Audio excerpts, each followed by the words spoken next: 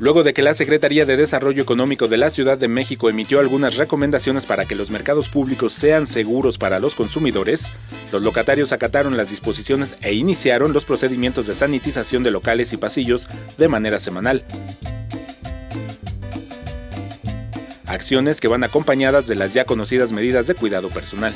Que tratáramos de tener nuestros guantes, nuestro gel antibacterial y las toallitas de sanitas. Y tratar de que si se nos junta la gente, tratar de atenderlas un poco más retirado donde está el negocio, como por aquí.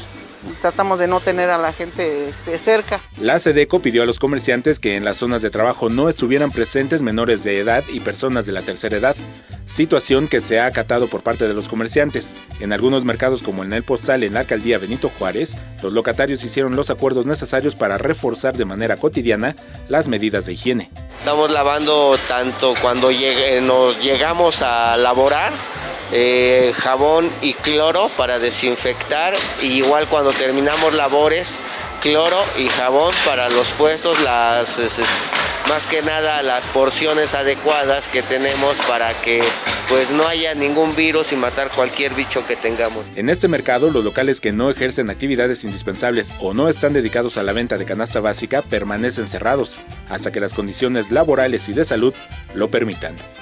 Imágenes: Javier Martínez, información y voz, Alberto Álvarez Santana, 21 Noticias.